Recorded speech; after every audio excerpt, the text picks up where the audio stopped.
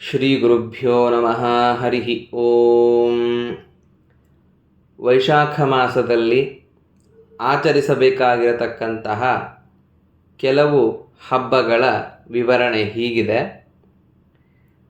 ಪ್ರಾಥಮಿಕವಾಗಿ 9ನೇ ತಾರೀಕು ವೈಶಾಖ ಸ್ನಾನದ ಪ್ರಾರಂಭ, 10ನೆಯ ತಾರೀಕು ಅಕ್ಷಯ ತೃತೀಯ ಹಾಗೂ ಪರಶುರಾಮ ಜಯಂತಿ. ಅದಾದ ಮೇಲೆ ವೇದವ್ಯಾಸ ದೇವರ ಜಯಂತಿ, ನೃಸಿಂಹ ಜಯಂತಿ ಹಾಗೂ ಕೂರ್ಮ ಜಯಂತಿ. ಇದಿಷ್ಟು ಪ್ರಧಾನವಾಗಿ ನಾವು ಆಚರಿಸಬೇಕಾಗಿರತಕ್ಕಂತಹ ಹಬ್ಬಗಳು. ಇನ್ನು ವಿಶೇಷ ಅಂತೇಳಿದರೆ 14ನೇ ತಾರೀಕು ಗಂಗೆಯ ಉತ್ಪತ್ತಿ. ಆದ್ದರಿಂದ ಅವತ್ತಿನ ದಿವಸ ಗಂಗೆಯ ಪೂಜೆಯನ್ನು ಕೂಡ ಮಾಡತಕ್ಕಂತಹ ವಾಡಿಕೆ. ಈ ರೀತಿಯಾಗಿ ಈ ಮಾಸದಲ್ಲಿ